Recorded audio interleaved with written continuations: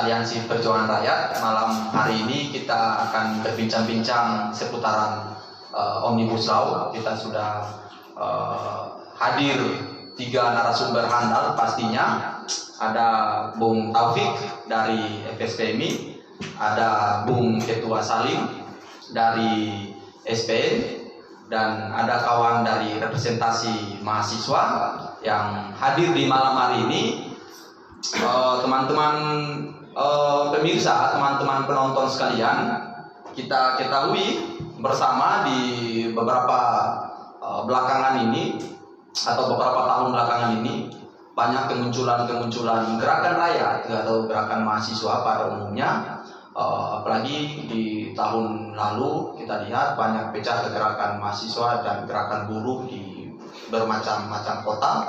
Itu adalah bentuk penolakan omnibus, dan pada akhirnya DPR RI juga bersepakat untuk mengetuk palu untuk mengundang-undangkan omnibus di kurang lebih di tanggal 5 Oktober tahun 2020. Dan malam hari ini seperti saya bilang awal tadi, kita sudah menghadirkan 3 narasumber handal. Yang pertama ada Bung Taufik, ada Bung Salim, ada Bung teman-teman dari mahasiswa pastinya. Ya, oke teman-teman, tidak menunggu waktu lama, kita akan memulai diskusi pada malam hari ini. Pertama kita akan karena di sini ada didominasi oleh buruh, ada dari FSPMI, ada dari SPI, jadi kita akan mulai bincang-bincang dengan buruh duluan. Nah, di sini mungkin kita akan mulai dengan Bung Ketua Salim. Oke, Bung Ketua Salim, bagaimana kabar ini? Iya, kabar baik. Baik ya. Ya, alhamdulillah. Sekalipun omnibus sudah diberlakukan, tapi kabar Bung Ketua Salim masih baik. Ya, tetap baik-baik. Ya, seperti saya bilang awal tadi, Bung Ketua, Omnibus Law ini sudah disahkan di tanggal 5 Oktober tahun lalu, dan itu sudah diberlakukan kurang lebih mungkin di beberapa perusahaan itu sudah diberlakukan. Dan mungkin Bung Ketua Salim atau Bung Ketua bisa menceritakan atau mengasih pandangan-pandangan soal Omnibus Law, soal keberlakuan Omnibus Law di khususnya di buruh ya, di buruh. Oke, Bung Ketua Salim, mungkin itu pertama yang mungkin bisa di-sharing. Ada penonton-penonton yang sudah tidak ini. Saya persilakan waktu dan tempat Bung Ketua Salim. Ya, terima kasih kawan host ya. Siap. Kawan Ikra memberikan kesempatannya. Ya, tadi terkait ini ya, pemberlakuan Omnibus Law yang sejak diundangkannya bulan Oktober 2020 itu sampai saat ini sudah efektif ya, karena kemarin saya sering sampaikan beberapa kasus kami ketika melakukan mediasi di Dinas Tenaga Kerja itu sudah mengacu pada Undang-Undang 11 tahun 2020 tentang Cipta Kerja ini. Terus kemarin juga kami sudah mengikuti sidang kasus kami yang sampai ke PHI, dan beberapa putusan kami dapatkan. Ada 2 putusan kemarin yang dalam masa transisi Omnibus Law ini, itu Majelis Hakim sudah menggunakan acuan dasar hukum itu Undang-Undang 11 tahun 2020 tentang Cipta Kerja. Artinya Undang-Undang Cipta Kerja ini sudah efektif berlaku. Itu secara formil dan fakta di lapangan ya. Kalau di perusahaan, ini sebenarnya mengundang kontroversi.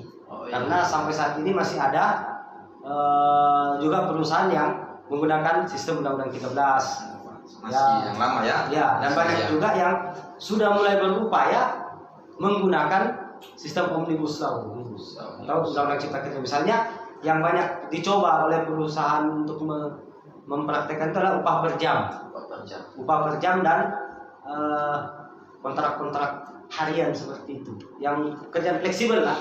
Yang kemarin dalam wacana penolakan kita terhadap Omnibus Law itu di kelas ketenagakerjaan karena adanya sistem mudah rekrut dan mudah pecat. Nah itu kan sekarang sudah semakin banyak ya dipraktekkan oleh perusahaan-perusahaan, sehingga di beberapa 1 bulan 2 bulan terakhir ini sudah banyak perusahaan yang memberikan mencoba menawarkan kepada pekerja untuk melakukan melamar kerja ulang. Masa kerja yang sebelumnya itu diputihkan dengan hitungan omnibus law. Karena hitungan pesangon omnibus law kan sekarang sudah ada 0,5 kali ketentuan kalau pesangon. Nah ini yang menjadi orientasi beberapa perusahaan itu untuk melakukan pemutihan dan mengarahkan pekerjanya untuk melamar kerja ulang. Nah parahnya pekerja ini melamar kerja ulang dengan sistem yang itu tadi udah rekrut dan udah pecat itu. Nah, iya. Kontrak yang sekarang kan tidak ada batasan kontrak. Oke. Oh jadi kontrak harian pun ada saat gitu ini ya. Siap. Jadi saya nangkap. Jadi logikanya semisalnya ada satu buruh yang mungkin kurang lebih sudah kerja 20 tahunan lah, kurang lebih contohnya nih, kurang lebih dia sudah kerja 20 tahunan, tapi ada perusahaan A yang coba memakai perundang-undangan baru ini, yaitu Undang-Undang Nomor 11 Tahun 2020 soal Cipta Kerja, soal beberapa aturan-aturan yang dinilai sangat diskriminatif terhadap teman-teman buruh. Akhirnya disuruh dipecatin, dia disuruh daftar ulang. Jadi seolah-olah itu mungkin pesangonnya bisa hilang ya, yang 20 tahun itu, jadi tidak bisa dapat apa-apa. Bisa dapat, bisa tidak, ya tergantung pekerja atau serikat pekerjanya. Oh, tergantung serikat pekerja yang bisa. Iya, seperti yang saya katakan tadi kan, ketika perusahaan yang mempunyai serikat yang kuat itu masih ada menggunakan perhitungan pesangon sesuai Undang-Undang 13 yang kemarin, masih bisa ada yang mendapatkan 2 kali ketentuannya, tergantung ini bergening serikat pekerja yang ada. Iya, tergantung bergening ya, bergening serikat pekerja. Oke, Bung Ketua Salim, terima kasih. Kita pemirsa-pemirsa atau penonton-penonton di podcast Aliansi Perjuangan Rakyat, selanjutnya kita akan berbincang-bincang dengan teman-teman dari mahasiswa dalam pandangan mahasiswa dalam melihat Omnibus Law itu seperti apa, karena kita tidak bisa pungkiri bahwa gerakan rakyat kemarin soal penolakan Omnibus Law itu bukan hanya dari teman-teman kelompok buruh atau elemen buruh, ada juga dari elemen mahasiswa yang begitu konsisten komitmen untuk penolakan Omnibus Law, sekalipun tidak begitu menyentuh soal kepentingan mahasiswa itu sendiri. Ya, mungkin Bung yang di ujung, silakan. Pertama, bagaimana kabar dulu ini di tengah-tengah pandemi ini? Kita harus nanya-nanya kabar dulu, santai-santai aja. Sudah sempat corona? Iya, jangan sampai ini kita harus steril kan?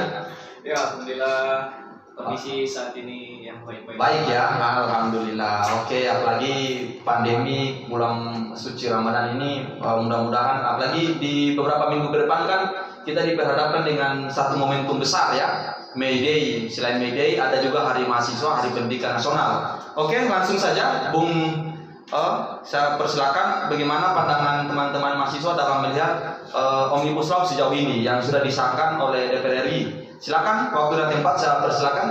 Ya, kalau dari kami ya, selaku mahasiswa-mahasiswi yang dimana notabene ini kamilah nanti yang meneruskan tongkat stafet dari senior-senior dahulu. Iya, betul. Cuman yang menjadi pertanyaannya ini buat senior-senior ya, apa yang sudah diberikan buat juniornya kami nih selaku mahasiswa? Iya. Nah, kemauannya kita kan semua sama gitu.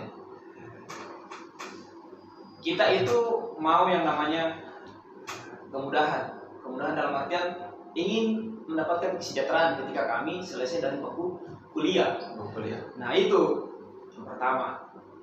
Tapi dengan dikeluarkannya undang-undang yang baru ini, ketika kawan-kawan kami dari mahasiswa ya, itu dulu merampok ini undang-undang yang bakalan keluar dan akhirnya sampai saat ini telah disahkan. Kata sejahtera yang untuk kita dapatkan ini ketika kami harus selesai dari bangku kuliah itu jadi nihil. Tidak ada ya. Jadi buram kira-kira kurang lebih yang di Omnibus Law ini masa depan mahasiswa ini. Masa depannya kami itu bakalan jadi buram. Ini kalau kita kan berbicara ya, kalau kawan-kawan kita tidak pernah tahu yang namanya garis tangan toh. Iya, iya. Ketika kita selesai dari bangku kuliah, mungkin ada yang mendapatkan posisi bagus, ya kan? Ada yang jadi pengusaha atau ada yang jadi PNS, ya. Yang kalau PNS kan enak kan? Iya, iya, iya. Gajinya kan langsung dari pemerintah ya. Kalau kami nih sudah jadi sarjana, sudah S1, terus melamar kerja di perusahaan besar. Ya. Mana jaminan yang bagus sudah dalam? Lagi Omnibus Law sudah diberlakukan kan? Nah, Omnibus Law berlaku. Kita kan maunya ketika kami bekerja bukan lagi status yang namanya kita ini harus dikontrak. Iya, iya. Masa kami yang sudah sarjana Dikontrak kan? dikontrak? Iya. Kan tidak masuk akal. Buat apa itu kita boleh tinggi-tinggi kalau masih tertulis status kontrak? Ya, betul. Jadi kita selalu berpikir begini, kalau kita tidak punya pegangan dalam suatu perusahaan, ya mau tidak mau kita harus cari muka dengan pihak perusahaan. Bosnya gitu Bosnya ya. kan? Ya harus bermuka dua kalau gitu. Iya. Ya dua kaki lah, main dua kaki gitu ya kurang lebih. Oke. Nah, bagaimana? Keluarnya undang-undang Omnibus Law yang katanya ini pemerintah ini ya bakalan memberikan sebuah lapangan kerja ya buat adik-adik mahasiswa seperti kami nih, ketika selesai itu terbuka lapangan kerja dengan undang-undang Omnibus Law. Banyak investor masuk, banyak perusahaan yang buka. Iya cocok. Kalau kita kaji lagi, kita bilang sama teman-teman mahasiswa, memang pemerintah memberikan kemudahan buat investor. Iya, dia buka. Cuman kan kembali lagi, investor yang masuk ini sama kalau seumpama masih punya perusahaan. Iya, iya. Ada keluarga aku masuk bekerja, pasti saya pilih. Apakah saya harus pilih orang lain atau saya punya Iya. keluarga? Ya mau tidak mau seperti itu. Investor dari sana, dari luar. Sekarang kita bicara soal investor. Investor paling besar yang masuk ke Indonesia dari mana? Cina ya kalau. Ya kan Cina kan sekarang kan. Yang memberikan kita suntikan dana dari mana? Iya, iya. Ya, mau tidak mau antara pemerintah dengan pihak Cina ini pasti ada yang namanya kong kali kong. Nah, sekarang kan tidak bisa lagi dibilang mau ditutupi kan. TKA Cina banyak masuk ke Indonesia, investor masuk ke Indonesia dari mana? Dari Cina. Sekarang kita mau bersaing dengan mereka. Dari sisi sumber daya manusia juga kurang lebih mungkin tidak bisa ya. Ya, itu ya dari situ ya. Kita lihat sekarang kan, kita mau bersaing dengan mereka ya. Siapa orang dalam tak? Itu juga. Di Indonesia ini kan biasanya nepotisme. Nah, kalau ada orang dalam, teman-teman ada orang dalam bisa diterima. Jadi yang gimana namanya mempermudah teman-teman ini ketika kami sarjana itu lapangan kerja bakalan terbuka. Memang terbuka, tapi pemberlakuannya lagi di mana kita mendapat kesejahteraan. Mudah-mudahan juga terbuka. Iya. Masa sih sudah sarjana kerja sampai saat ambil apa ya? Ternyata di kontrak. 3 tahun 5 tahun sih masih tetap di kontrak. Ya. Dilanjut lagi kan, ada namanya kesejahteraan didapat ya kan? Iya betul. Oke, terima kasih dari teman-teman mahasiswa ini yang melihat masa depan itu di tengah-tengah Omnibus Law ini suram katanya. Suram ya. Suram, masa depan itu suram. Sekalipun dalam prinsip Omnibus Law membuka lapangan kerja, tapi pemberlakuan pasal-pasal itu sangat mencekam. Memang cara mau dapat kesejahteraan kalau undang-undang seperti itu mencekikkan. Waduh, iya. Selesai. Saya juga ternyata teman-teman, saya juga masih mahasiswa. Mati saya ini. Oke, teman-teman. Ya, sebelum kita lanjut minum dulu kopi ini sudah disediakan. Silakan minum, jangan kita santai. Oke, selanjutnya ada Bung Taufik. Di mana Bung Taufik? Kabar sehat? Alhamdulillah. Alhamdulillah sehat. Oke. Tidak COVID hitam? Oh tidak, ini aman sih kalau tidak. Nanti kita minta vaksinasi gratis buat teman-teman buruh, teman-teman mahasiswa. Nanti kita cari akal bersama lah. Saya juga sebenarnya takut juga. Vaksin paling murah pasti kalau air putih. Oke, sudah swab semua. Oh sudah swab. Terima kasih. Oke, Bung Taufik, ini tadi dari Bung Ketua Salim sudah banyak bicara soal pemberlakuan Omnibus Law di teman-teman buruh. Mungkin beliau juga ada beberapa anggota yang sudah mengalami dampak dari Omnibus. Itu ada teman-teman mahasiswa juga yang banyak bicara di kehadiran Omnibus Law ini membuat masa depan mahasiswa ini pasca kuliah itu akan suram. Nah sekarang saya mau coba bincang-bincang atau menanya Nas Johar. Perbandingan karena tadi Bung Ketua Salim sudah coba menyentil sedikit undang-undang ketenagakerjaan yang lama, undang-undang nomor 13 ya, undang-undang nomor 13 tahun 2003 dengan undang-undang nomor 20 tahun undang-undang nomor 11 undang-undang nomor 11 tahun 2020 soal cipta kerja. Kira-kira bagusan mana ini? Bagusan mana antara undang-undang Omnibus Law atau undang-undang cipta kerja dengan undang-undang ketenaga kerjaan yang lama? Silakan Bung Taufik. Bagus yang mana ini? Jadi Bismillahirrahmanirrahim. Assalamualaikum warahmatullahi wabarakatuh. Waalaikumsalam. Baik, terima kasih atas kesempatan yang diberikan. Nah, ini pakai ini.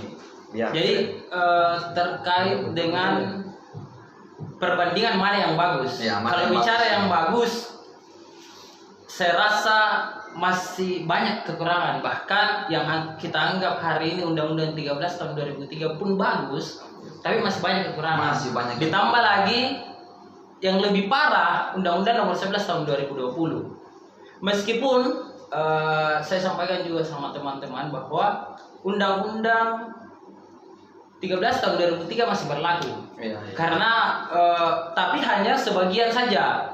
Karena sudah direvisi oleh Undang-Undang nomor 11 tahun 2020. Hanya saja yang direvisi oleh pemerintah di Undang-Undang 13 tahun 2003 yang dipindahkan ke Undang-Undang nomor 11 tahun 2020 itu hal-hal yang fundamental. Misalnya saja PKWTT, misalnya saja pesangon, misalnya saja tenaga kerja asing, pengupahan.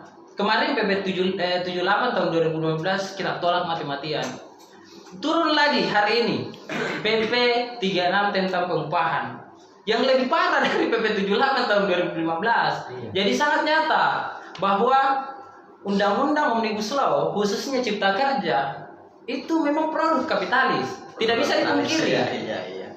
Baik secara kajian, secara teori maupun pelaksanaannya di lapangan. Kita ini, saya selaku buruh yang kemudian terjun langsung di lapangan itu merasakan dampak. Bagaimana kemudian perubahan Undang-Undang 13 ke PP maupun Undang-Undang Omnibus Law Cipta Kerja ini sangat banyak.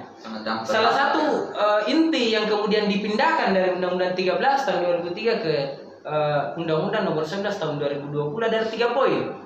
Di mana sudah tidak ada job security, tidak ada perlindungan kerja. Itu dituangkan di dalam peraturan pemerintah terkait dengan PP 35 itu, masalah PKWTT, tidak ada kepastian kerja. Kita hari ini bekerja, bahkan sampai mati sekalipun kita akan kontrak terus, seperti yang disampaikan sama Bung Salim tadi, bahwa sudah tidak ada kepastian kerja. Yang kedua, income security, kepastian pendapatan. Karena ternyata di Undang-Undang Omnibus Law Cipta Kerja itu jam kerja ataupun upah itu bisa dibayar per jam. Bisa dibayar per jam. Yang kedua, UMSK itu sudah tidak ada. UMK kota itu sudah tidak ada. Padahal kalau kita bicara UMSK, upah minimum sektoral, orang yang kerja di air minum itu harusnya tidak sama gajinya dengan orang yang produksi handphone. Karena apa? Mereka yang kerja di handphone itu kan profit banyak. Profit banyak dan kemudian potensi kecelakaan kerja juga besar. Skill juga. Iya. Ini kan unskill, ini skill. Tapi dicabut oleh pemerintah. Jadi disamaratakan. Disamarata. Orang yang bikin roti sama dengan orang yang bikin iPhone itu sama gajinya kan nggak masuk ke akal. Biasa jadi buru roti saja. Iya. Harga roti cuma harga iPhone 12 juta. Iya. Sangat beda jauh, tapi gajinya sama. Itu kan jadi masalah. Ya, jadi kalau dibilang tadi gajinya per jam itu ibarat kita ini sarjana jadi PSK saja. PSK kan tidak per jam. Iya. Tergantung durasi ya. Jadi pemerintah ibarat kami yang jadi sarjana nanti kayak PSK saja. Oke. Digaji per jam, luar biasa di pemerintah begini. Oke. Ya, Bung Taufik, ini PP 36 ini apakah ini turunan dari Undang-Undang Cipta Kerja nomor 11 tahun 2020 atau terpisah dari? Iya, turunan. Oh, jadi turunan, ya? di Undang-Undang nomor 11 tahun 2020 itu ada, kalau tidak salah ada 4 turunan. 4 turunan. Turunan PP yang kemudian hadir di tahun 2021. Ada PP 34 yang mengatur tentang tenaga kerja asing. Kalau kita kupas tuntas bagaimana PP 34 tahun 2021 itu Pak tentang tenaga kerja asing, itu sangat mengeksploitasi buruh lokal yang ada di negeri ini. Iya.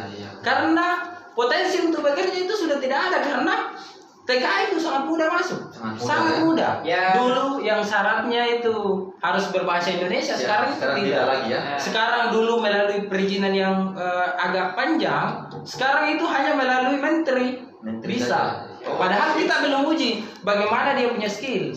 Harusnya kan orang-orang yang punya skill, ya jabatan-jabatan tertentu kan kita mau serap pengetahuannya. Iya, betul gitu Ya, jadi kawan-kawan mahasiswa harap siap-siap ya, kita tersiksa orang asing. Nah, Oke, Bu. Oh, jadi ada PP 34 TKA, PP 35 itu mengatur tentang PKWT yang alidai itu yang kalau kita kaji ya tidak ada orang karyawan tetap. Semua akan kontrak terus seumur hidup. PP 36 tentang pengupahan itu yang kemudian menggantikan PP 78 tahun 2015 yang juga yang seperti yang saya bahas tadi tentang pengupahan itu. Upah gaji orang yang kerja roti dengan kerja di perusahaan pabrik atau semen itu sama, padahal kan resikonya beda. Oke. Iya. Terakhir ini, Bung Taufik, saya mau nanyakan soal apa biar ini juga menjadi edukasi buat teman-teman yang hari ini mengikuti ikuti live di podcast Aliansi Perjuangan Rakyat.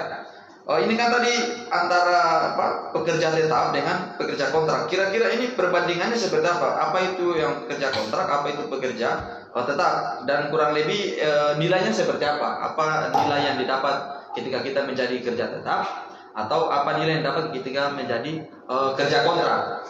Karena sama-sama kalau dalam pandangan teman-teman tadi kulihat kan rata-rata itu seolah-olah bahwa menarik satu kesimpulan bahwa buruh ini di 2 undang-undang yang selama ini masih diberlakukan, entah ada sebagian di Undang-Undang 11, ada yang di Undang-Undang 23, itu sama-sama mengeksploitasi buruh. Nah, tapi saya mau nanyakan soal nilai yang didapat ketika kita menjadi pekerja tetap sama pekerja kontrak. Mungkin Bung Taufik bisa jelaskan sedikit sebelum kita lanjut pembahasan yang lain. Jadi kalau sepengetahuan saya, kalau kita kontrak pekerja waktu tertentu yang kemudian diatur, kalau kita buruh atau pekerja sendiri, yang pertama cenderung kita punya hak-hak normatif itu dilanggar. Karena apa? Dilanggar oleh pengusaha. Karena apa? Dia akan selalu mengancam kita bahwa kita akan diputus kontrak. Kontrak itu kalau kontrak ya? Iya. Kita akan selalu terancam bahwa kau jangan macam-macam, kau jangan berserikat, kau tidak boleh cuti terlalu lama. Padahal itu kan hak-hak normatif yang harus didapat. Boleh dipotong THR, boleh dipotong dicicil THR dan lain-lain sebagainya. Nah, berbeda dengan kita kalau karyawan tetap. Kalau karyawan tetap ada kepastian. Yang pertama kepastian pekerjaan, bahwa kita akan bekerja semampu kita sampai kita tidak mau bekerja lagi. Tidak ada batasan waktu sampai kapan kita mau bekerja. Yang kedua juga hak-hak normatif bisa diperjuangkan. Iya, karena ada status yang kemudian diakui. Iya, diakui. Karena konsekuensi ketika kita karyawan tetap itu timbul PHK. Ketika perusahaan melakukan pemutusan kerja secara sepihak. Berbeda dengan kontrak. Kontrak tidak dihitung. Kontrak tidak. Kalaupun di undang-undang sebelumnya kan kalau kita kontrak, ini yang lebih parah lagi, karena kalau di sebelumnya itu kita kontrak ada denda di pengusaha ketika masa waktu kerja yang kemudian kita sepakati perusahaan langgar. Misalnya saya kontrak 2 tahun, tapi tiba-tiba pas 1 tahun perjalanan ini pihak pengusaha melakukan PHK kepada saya. Masih ada 1 tahun itu yang kemudian bisa dituntut, tapi di Undang-Undang Omnibus Law itu dihapus. Tidak ada lagi denda bagi pengusaha ketika kita kontrak misalnya 2 tahun, baru 1 bulan kerja kita sudah tidak disuka, kita dilempar dan tidak ada denda. Nah itu yang jadi masalah. Tidak ada kepastian pekerjaan. Itu yang saya bahasakan tadi. Suratnya mahasiswa nanti. Oke, Bung. Jadi berarti ketika menjadi pegawai kontrak ini tidak ada kepastian kerja, kepastian upah, macam-macam kurang lebih. Ya, teman-teman penggemar dan pengikut podcast Aliansi Perjuangan Rakyat, kita akan berdiskusi lebih lanjut. Jadi kembali lagi ke Bung representasi mahasiswa. Begini Bung, ini saya lihat di beberapa tahun belakangan ini gerakan-gerakan penolakan Omnibus Law ini lebih dominan dari kelompok buruh. Itu yang pertama. Padahal kita kan tahu sepanjang sejarah, setahu saya ya, yang sering saya baca-baca berita, itu setahu saya bahwa sepanjang sejarah berdirinya bangsa Indonesia ini, negara Indonesia ini, itu tidak terlepas dari kontribusi mahasiswa atau pemuda. Tapi kalau kuliah yang kuamati di setahun belakangan ini, yang penolakan Omnibus Law ini, tadi Bung sudah bahasakan bahwa Omnibus Law ini bukan hanya mengefek ke buruh, tapi juga ke depan bisa ke mahasiswa pasca mereka kuliah. Tetapi soal penolakan Omnibus Law ini kecenderungan mahasiswa ini membuat jarak dengan buruh, tidak mau melebur bersama buruh. Nah, kira-kira bagaimana? Apa alasannya beberapa teman-teman atau dari kelompok mahasiswa ini tidak mau berjuang bersama buruh, padahal sama-sama merasakan ketertindasan efek dari Omnibus Law. Kalau buruh sudah merasakan, mahasiswa itu ke depan akan merasakan. Gimana kira-kira itu, Bung, dari mahasiswa? Silakan, Bung, bisa dirasionalisasi atau diklarifikasi bila perlu. Ya, saya tidak usah bawa yang organisasi ya dari pihak mahasiswa ya. Cuman kalau dari pandangannya saya sendiri ya, terkadang itu kita masih ada sedikit pendidikan dari yang namanya seniornya kita ya, senior ya. Nah, ketika kita ingin melakukan suatu gerakan yang kita ingin gabung, kita masuk ke dalam ini, dalam sebuah namanya bentuk aliansi, terkadang ya organisasi untuk kemahasiswaan itu masih membawa dia punya benderanya sendiri, egois bendera ya. Seperti ingin menunjukkan dia punya jati dirinya gitu, eksisnya dia superior gitu. Jadi biar dianggap superior. Nah, itu yang menjadi seperti skat ya. Jadi hero. Jadi skat antara kawan-kawan buruh dengan organisasi-organisasi gerakan mahasiswa. Tapi mungkin tidak semua ya organisasi kemahasiswaan seperti itu, ya. Gerakan-gerakan kemahasiswaan seperti itu. Ya, ada juga yang tetap melebur dan membangun persatuan dengan kawan-kawan. Ya, seperti kami dari LMND kan. Ya, itu. Ya, jadi LMND harapannya LMND Sulawesi Selatan itu tetap berjuang bersama buruh, karena ke depan kita akan menjadi buruh, teman-teman. Ya, mungkin saya bisa tambahkan sedikit ya, kalau kita bilang tadi apa yang memberi skat. Saya juga anggap tadi ya, semua gerakan-gerakan kalau kita berbicara tentang sejarah ya, keterlibatan kawan-kawan mahasiswa sampai beberapa sejarah itu terbentuk dari kawan-kawan mahasiswa. Sekarang jangan kalau kita mengharap ada lagi yang seperti itu ya. Yang bikin sekarang ini kenapa kurangnya gerakan mahasiswa ya. Pertama itu karena status apa? Covid. Status Covid ini yang bikin betul-betul yang namanya suasana kampus menjadi mati ya, efek pandemik ini. Saya perlu bilang ya, ini pintar betul yang namanya pemerintah saat ini. Iya. Dia mendiamkan kawan-kawan kami ini mahasiswa dengan memperlakukan yang namanya ini status Covid. Kuliah online ya. Dengan berlakunya kuliah online, maka suasana kampus menjadi hening. Kalau hening kampus, tidak ada lagi yang namanya duduk bersama rengkuh, membahas tentang ini. Tidak ada ya. Kalau teman-teman yang masih masih konsisten dengan dia punya organisasi luar ya, kayak gerakan yang dia bangun, ya mereka kan masih bisa. Cuman kan tidak mungkin bisa menjadi booming ini kalau tidak ada hamparan atau kawan-kawan mahasiswa yang turun. Karena kan semua pasti gerakan itu bakalan terlihat kalau semua alma mater kawan-kawan mahasiswa ini itu turun ke jalan. Iya. Tapi sekarang berlakunya COVID, berlakunya kuliah online, COVID, kuliah online ini yang betul-betul yang memutus yang namanya demokrasinya kawan-kawan mahasiswa. Jadi perbincangan, perdiskusian biasa di pelantaran kampus itu hilang ya. Yang hilang begitu. Jadi kawan-kawan yang ingin membangun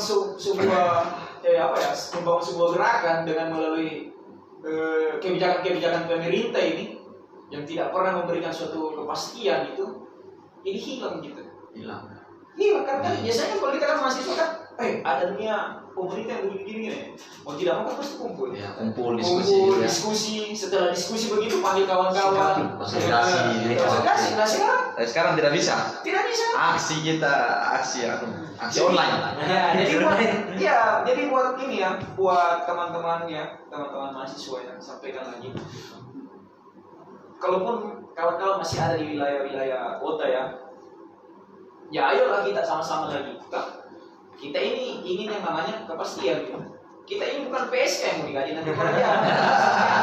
Buat apa kita kuliah tinggi-tinggi jadi S1 kalau kita digaji per jam? Tidak mungkin, tak kan begitu. Sesuai inflasi. Betul. Oke, terima kasih Bung. Saya lanjut ke Bung Ketua Salim.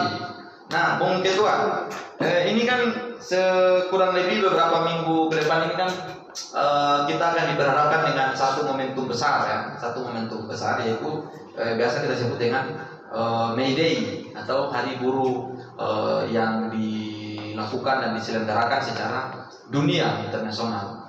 Nah, untuk Bung Ketua sendiri melalui aliansi Perjuangan Rakyat ini kurang lebih tahapan-tahapan konsolidasinya untuk mengarah ke sana memang sudah ada ataukah bagaimana kurang lebih soal sudah pasti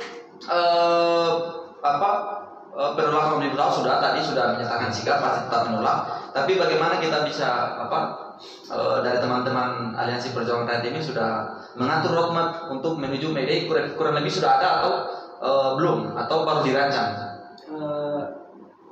Ya kalau terkait roadmap menuju Hari Buruh ini momentum besar ini kita juga kan membawa isu besar terkait Omnibus Law ini karena kami juga punya gerakan mengawal sidang MK sidang MK yang membahas tentang Undang-Undang 11 2020 ini. Nah, kalau persoalan konsolidasi dan kegiatan-kegiatan yang kami lakukan menuju Hari Buruh ini itu sudah beberapa kali kami melakukan konsolidasi dan termasuk tadi sore kita buat diskusi dengan teman-teman mahasiswa juga dan kita tetap masih mengatur langkah-langkah kegiatan-kegiatan atau agenda-agenda menuju ke tanggal 1 Mei ini. Karena kan apalagi situasi pandemi saat ini, makanya kita memaksimalkan kegiatan-kegiatan itu karena ada batasan protokol. Makanya kita harus lebih jeli saat ini karena adanya protokol kesehatan yang harus kita juga ikuti dan konsolidasi yang kita lakukan itu juga selalu terbatas. Nah, kita juga mau melakukan mobilisasi massa seperti biasanya tentunya akan terbatas. Misalnya kan adanya prokes, adanya juga pembatasan misalnya kawan-kawan mahasiswa yang lagi di kampung, lagi bulan Ramadan banyak pulang kampung lagi bulan Ramadan itu. Begitupun buruh juga. Kecuali buruh yang produksi itu lancar-lancar. Tapi kalau buruh-buruh yang atau pekerja yang di belakang meja kerjanya itu kan banyak juga yang masih kerja online sampai saat ini. Bagi buruh produksi tapi tetap kita akan maksimalkan kampanye-kampanye. Misalkan walaupun pandemi kita akan tetap melakukan aksi. Misalnya tanggal 21 nanti mengawal sidang MK, gugatan undang-undang Omnibus ini. Nah, kita akan tetap melakukan aksi walaupun terbatas dengan protokol kesehatan. Karena biar bagaimanapun selalu ada jalan. Pandemi bukan alasan. Karena kan saya kira kita ini kan sudah setahun hampir 2 tahun pandemi corona ini. Jadi kalau masih ada yang takut corona ya itu. Iya. Tapi tetap mengikuti protokol kesehatan ya. Iya. Makanya kan kita sudah tahu corona kan kita sudah tahu cara menghindari seperti apa. Iya. Nah, makanya kita tinggal mengikuti ini saja protokol. Sehingga kegiatan apapun yang kita lakukan kalau kita mengikuti protokol saya kira aman. Aman ya. Ya, kan tidak mungkin dibuat protokol itu kalau tidak aman. Iya, Ya faktanya kan sampai saat ini ya kita masih sehat-sehat. Saya tambahan sedikit Kak. Kemarin kan waktu aksi 2020 kalau tidak salah kan baru itu flyover. Oh di tengah-tengah masih pandemi. Kan? Tapi teman-teman harus tetap mematuhi protokol Ya. kesehatan, jaga jarak, Cuma pakai yang jadi masker. pertanyaan kemarin saya selalu tanya, ada tidak kawan-kawan mahasiswa yang masuk rumah sakit gara-gara nebet? Iya. Kalau kemarin ya itu begitu. Kalau kemarin kan kita belum terbiasa. Iya. Tapi kalau kayak sekarang ini masih banyak yang mempertanyakan COVID ya. Sudahlah, COVID ini sudah wacana biasa. Kalau Biasa saat ya. ini. Asalkan kita tetap mematuhi Misalnya kita protokol kesehatan. mematuhi protokol dan selalu menjaga kesehatan kan minum vitamin apa segala macam. Oke, minum UC. Kita dikriminalisasi. Iya bukan ya terlepas dari persoalan kriminalisasi ya. Ya. Kriminalisasi itu kan ya biasanya ya metode rezim lah untuk membungkam. Tetapi ya kembali lagi itu walaupun kita ini menurunkan massa sampai 1000-2000 kalau kita menggunakan protokol saya kira aman. Iya ya. Cuma kan ya perhitungan tempat kan. Kalau kita mau mobilisasi banyak dan dengan protokol jaga jarak ya di mana tempat yang bisa cukup untuk itu. Cukup bisa untuk menampung ya. Misalnya jalur veterani pas. Sampai ujung veterani ya. Iya. Ya mudah-mudahan di tanggal 1 Mei bisa membludak ya, tapi tetap mengikuti protokol kesehatan teman-teman. Oke, terakhir Bung Salim, saya mau tanya ini apa? Sejauh ini teman-teman Alpar ini yang sudah melakukan kegiatan-kegiatan, khususnya teman-teman buruh ya, apakah ada tindakan-tindakan diskriminasi atau tindakan-tindakan pembatasan oleh pihak perusahaan melalui perundang-undangan Omnibus Law sejauh ini, mulai dari penggagasan sampai beberapa kali kan ternyata beberapa kali saya ikuti kan teman-teman Alpar sudah melakukan aksi ya. Kan? Mungkin di tanggal 12 kemarin itu sekali melakukan aksi juga. Nah sejauh ini apakah ada anggota dari SPN atau FSPMI atau FSB Kami Paruh atau anggota-anggota buruh dari yang tergabung di Aliansi Perjuangan Rakyat ini lagi maksudnya dapat tindakan diskriminasi? Kalau sebenarnya diskriminasi, intimidasi, kriminalisasi dan alianisasi dari perusahaan itu selalu ada. Selalu ada ya. Ya begini, pandemi ini kan jadi alasan. Tahun lalu kami banyak Ya. kehabisan anggota Gara-gara itu aksi alasan penolakan omnibus. Iya, karena pasca aksi penolakan omnibus ya, yang kita sempat bulan Oktober 2020 ya 2019. Iya. Bukan Oktober 2020 ya. Iya. Kita ini. Itu kan kita diperhadapkan dengan banyak PHK massal dengan alasan pandemi. Alasan pandemi. Makanya itu tadi jangankan sekarang kan kita sudah di normal. Ya. Tahun lalu masih PSBB, kita tetap melakukan aksi. Dan ya aksi-aksi ini kawan-kawan yang di PHK. Iya. Mengawal ya. Kita banyak mendapatkan kasus-kasus PHK massal tahun lalu. Nah, kalau sekarang ya karena sudah di PHK semua. Nah, kita fokus sekarang fokusnya pada mengkampanye memperbanyak kampanye kepada masyarakat kaum buruh supaya lebih memahami apa substansi dari perjuangan buruh dan substansi bergabung di serikat menjadi anggota serikat. Iya betul. Nah, artinya begini, sampai saat ini kan itu tadi Undang-Undang Cipta Kerja ini Omnibus Law itu sudah sangat terasa. Dan kenapa Omnibus Law ini berhasil? Kan karena kurangnya kesadaran atau pengetahuan dari kawan-kawan buruh terhadap implikasi yang akan terjadi dengan adanya Undang-Undang Omnibus Law ini. Karena yang kemarin banyak melakukan protes apa segala kan itu kan yang serikat. Iya, betul. Nah sekarang kenapa protes berkurang? Karena habis ya. banyak anggota serikat yang dihabisin di PHK karena alasan pandemi kemarin. Itu memang kejam ya. Di Omnibus Law. Tapi bisa, misalnya 1 bulan 2 bulan kemudian atau 1 tahun 2 tahun ke depan ini pasti kawan-kawan buruh yang tidak berserikat ya akan merasakan. Kita harapnya, kenapa kita terus melakukan kampanye? Harapan kita bahwa ketika pengurangan hak ini terasa, ya euforia buruh berserikat itu akan muncul ya lagi. Berjuang, euforia berserikat, selain berserikat berjuang penolakan pembatalan lah. Ya, penolakan lagi sekarang kita ini pembatalan Omnibus Law. Apalagi teman-teman SPN secara nasional ini saya lihat yang masih konsisten, teman-teman FSPMI juga ya. Nah, karena begini, ini kan kalaupun kita berhasil dalam perjuangan pembatalan Omnibus Law ini, MK memutuskan untuk mencabut, ya kita perjuangan belum habis karena kita harus lagi mengawal kebijakan selanjutnya seperti apa. Karena kan kebiasaan kan begitu. Kebiasaan kan begitu. Jadi ada undang-undang dibatalkan, ternyata dibuat undang-undang yang lebih parah lagi. Oke, Bung, tapi ini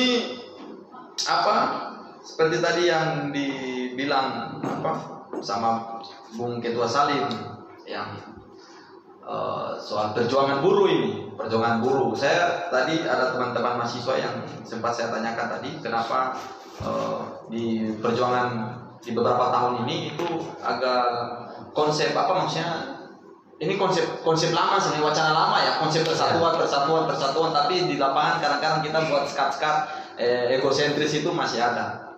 Nah, kira-kira harapan dari Bung Taufik untuk teman-teman untuk kita menyongsong May Day di tahun ini itu seperti apa? Artinya harapannya itu selain selain keterlibatan, tapi untuk meretas skat ini, meretas egosentris, sektarian dan macam-macam lah kurang lebih yang dinilai akan menghambat perjuangan itu sendiri.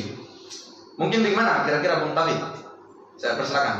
Jadi sebenarnya kalau bicara masalah persatuan, memang kalau kita bicara teori memang sangat enak. Bahwa persatuan itu sangat nikmat, bahwa persatuan itu akan membawa kemakmuran. Iya memang, tapi realitasnya ya termasuk teman-teman mahasiswa. Sebenarnya kan sumber daripada bergeningnya suatu isu itu sebenarnya harus dimulai dari mahasiswa. Karena apa? Karena di sana sumber pengetahuan. Di sana tumbuh cikal bakal pemimpin-pemimpin yang kemudian harus melahirkan daya kritis yang sangat luar biasa. Tapi hari ini kan tergerus.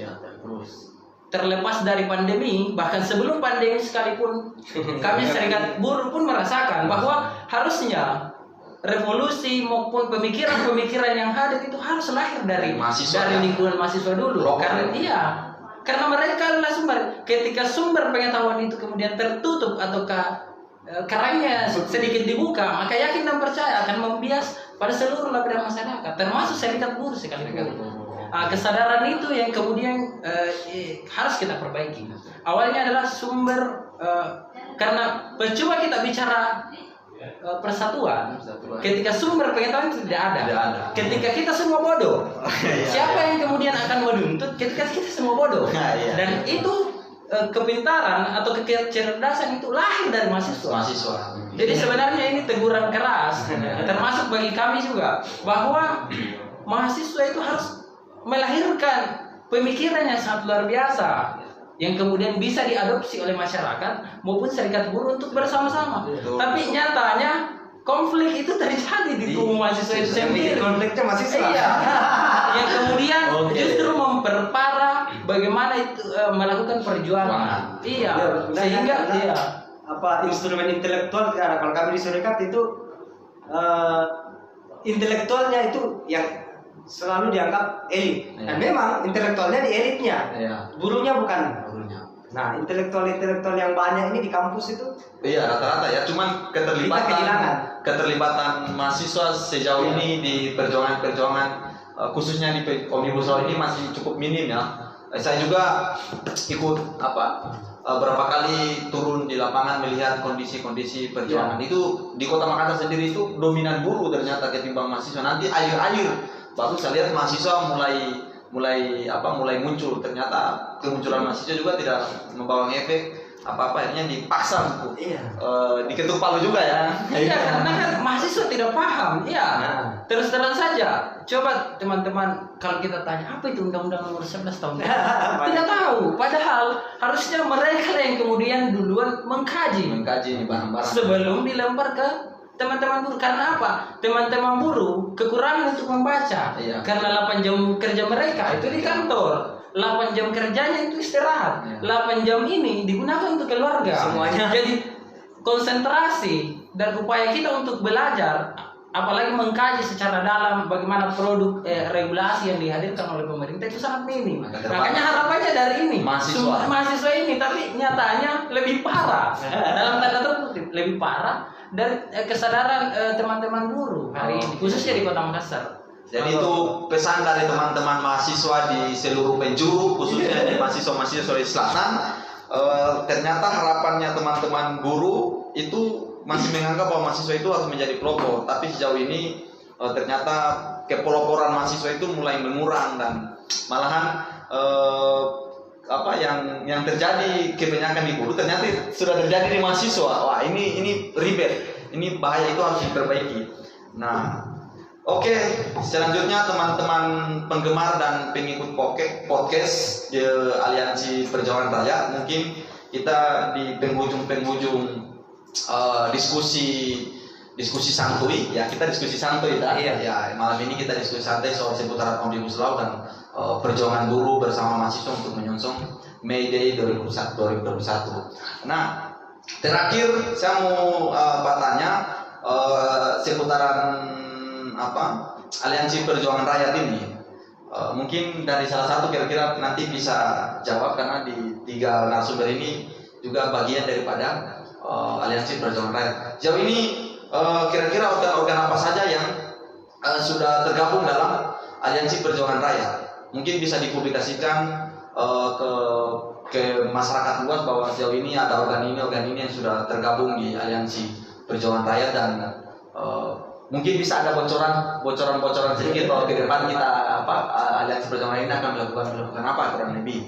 Ya, mungkin terserahlah siapa yang mau jawab, silakan siapa yang mau jawab. Oke, Bung Ketua Salim, siap. Aliansi Perjuangan Rakyat ini untuk sementara masih 4 organ ya, yang ada organ. Oh iya, kami Paro, FSPI, SPN dan PMI Metro Makassar. Nah, tetapi di dalam metodologi gerakan kita tetap akan melakukan perluasan aliansi, tapi dengan ini melakukan pembatasan terhadap beberapa kelompok yang selalu mewacanakan persatuan tetapi tindakannya tidak mempersatukan. Memfilterisasi. Ya, memfilterisasi. Karena begini ya, itu tadi kan disinggung terhadap bahwa kita ini kegiatan kita ataukah dalam rangka mencabut Omnibus Law, melakukan aksi-aksi itu kan gerakan intelektual atau tindakan intelektual yang perlu lebih sistematis dalam pelaksanaannya. Nah, makanya ketika hal-hal tindakan-tindakan kita tidak sistematis, artinya apa yang menjadi cita-cita persatuan, kemenangan, apa segala macam itu ya mimpi siang bolong ya. Iya, karena kita ini kan bukan bolong. Kita ini kan sudah pengalaman beraliansi. Iya. Bukan pertama kali. Dan kita sudah banyak mendengar semua organisasi yang katanya organisasi gerakan menginginkan persatuan. Tetapi ketika sudah melakukan konsolidasi, ya ujung-ujungnya kan tidak bersatu juga. Artinya ini kita tidak mau mengulang-mengulang. Karena penyatuan itu bukan soal nama. Kebanyakan sekarang kan terjebak. Mau menyatukan tetapi berdebat persoalan nama aliansinya apa segala macam, nama organisasinya, nama kelompoknya dan lain-lain. Padahal kalau mau berbicara menyatu. Kita kan disatukan dengan satu isu ini. Satu isu, Omnibus Law. satu pandangan, satu cita-cita. Satu pandangan, satu cita-cita satu. Tetapi kenapa banyak saling mengintrik? Kelompok A menolak Omnibus Law, mengintrik kelompok B menolak Omnibus Law, Sama-sama menolak kelompok C juga menolak. Semuanya menolak Omnibus Law, tapi saling intrik kan. Nah, ini kan ketika hal-hal seperti itu yang mau dipelihara ya mimpi saja dulu. Mimpi di Sembolong untuk persatuan dan lain-lain. Siap. Oke. Saya kira seperti itu ya. Seperti itu. Sejauh ini sudah ada 4 organ yang bergabung di ini, sekedar bocoran ya untuk teman-teman penggemar dan pengikut podcast Aliansi Perjuangan Rakyat. Saya ini dikandang paksa untuk jadi host malam hari ini, tapi saya apa kita diskusi santai di podcast Aliansi Perjuangan Rakyat. Ya, terima kasih teman-teman terkhusus. Saya bisa tambah. Oke, ada tambahan, silakan. Kami dari mahasiswa ya, harapannya kami buat pemerintah saat ini ya, tolonglah Bapak para pejabat di Indonesia ya. Kami ini penerus Pak. Nah, kami ini penerus mahasiswa yang bakal meneruskan tongkat estafet. Kalau Bapak membuat sebuah regulasi ya, tolong mementingkan yang kepentingan rakyat, janganlah mementingkan kepentingan kantor Bapak sama kolega-koleganya. Anda enak, kami sengsara. Kami kuliah di tinggi Bapak. Ibu yang duduk di kursi manis ya. Tolonglah lihat rakyat kami, rakyat Indonesia. Tolong lihat kami ini mahasiswa. Ketika kami sudah selesai, kami mau kemana Pak? Pasti bekerja. Cuman kalau aturan seperti ini ya Bapak, Ibu keluarkan regulasi begini, sama saya Bapak ini betul-betul memperbudak kami di negara sendiri. Buat apa kami sarjana? Permintaannya kami mahasiswa, bikinkan sebuah regulasi, bikinkan sebuah aturan undang-undang yang betul-betul bisa mensejahterakan rakyat secara umum. Seperti itu. Apalagi kami ini mahasiswa nanti sudah jadi sarjana. Seperti itu. Mungkin. Ini curhatan dari teman-teman mahasiswa karena agak berat ya melihat kondisi bangsa hari ini untuk masa depan mahasiswa pada umumnya ya. Mungkin buruh sudah duluan merasakan penindasan kapitalisme yang berkedok perusahaan-perusahaan kecil-kecil, tapi kencang juga ya. Ya, penggemar podcast Aliansi Perjuangan Rakyat, mungkin terakhir kita akan mendengar pesan-pesan atau closing statement dari 3 narasumber kita pada malam hari ini. Jadi closing statementnya seputaran pesan-pesan kepada teman-teman yang malam hari ini mengikuti diskusi santuy kita untuk menyongsong media itu apa kurang lebih yang kita harus lakukan, dan kemudian harapannya bisa apa, harapan-harapan untuk ke depan di perjuangan buruh maupun mahasiswa atau perjuangan rakyat secara umum. Saya dulu dari Bung Taufik, closing statementnya, silakan. Baik, terima kasih. Jadi yang pertama harapannya adalah kesadaran dari semua lini, baik masyarakat, mahasiswa maupun buruh itu sendiri. Artinya kalau kesadaran itu tumbuh, maka yakin dan percaya apapun yang kita cita-citakan maka akan tercapai. Terus yang kedua harapannya khususnya serikat buruh yang sampai hari ini masih berjuang, yang nantinya di tanggal 21 April 2021 akan uji formil di Mahkamah Konstitusi. Harapan besarnya semoga apa yang kemudian kita tuntut, khususnya Undang-Undang Omnibus Law Cipta Kerja itu kemudian dicabut oleh Mahkamah Konstitusi. Karena apa? Banyak sekali kesengsaraan yang kemudian hadir di dalam Undang-Undang Omnibus Law Cipta Kerja. Mungkin itu saja, terima kasih. Oke, terima kasih Bung Taufik. Selanjutnya kira-kira apa nih pesan-pesan untuk penggemar dan penonton podcast Alphard dan seluruh masyarakat Indonesia dan khususnya masyarakat Sulawesi Selatan dari Bung Salim? Saya persilakan Bung. Ya, kalau harapan tetap sama ya. Nah, saya cuma sampaikan bahwa saat ini ada momentum Hari Buruh. Ada momentum, artinya ada kesempatan kita melakukan sesuatu demi perubahan. Harapan-harapan kita jelas, saya yakin semua memiliki harapan yang sama, yaitu terbangunnya persatuan gerakan dan bisa dicabutnya Omnibus Law ini kan demi sebuah perubahan yang lebih baik untuk kesejahteraan rakyat. Nah, kalau kita semua tidak mau memulai melakukan sesuatu saat adanya momentum seperti ini, perubahan ini tidak bakalan hadir karena perubahan kan tidak diberikan. Iya, Itu tidak jatuh dari langit. Ya, tidak dari langit.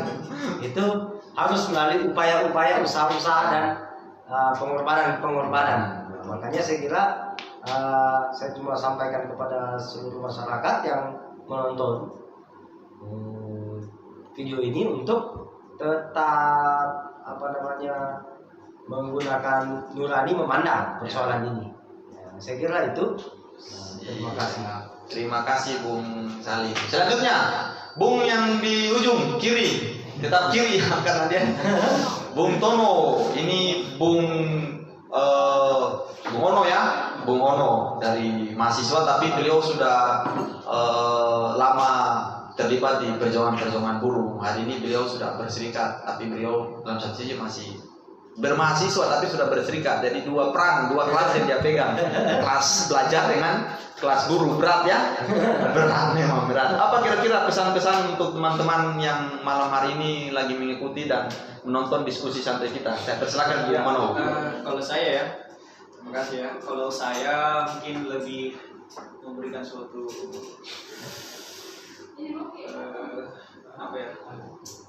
kesan ini buat teman-teman mahasiswa ya. Iya. Harapannya saya, teman-teman mahasiswa ini bisa lagi menunjukkan taringnya kita. Ya, karena kan kita semua tahu sejarah itu ya, sejarah berdirinya Indonesia itu peran mahasiswa itu betul-betul menjadi sebuah kunci, ya kan? Jadi itu yang saya mau, bahwasanya kita sebagai mahasiswa itu betul-betul menunjukkan taring, bahwasanya ini loh mahasiswa sekarang, jangan yang cuma taunya main TikTok saja. Dengan kelamaan opo. Jangan terlalu ngopi ya.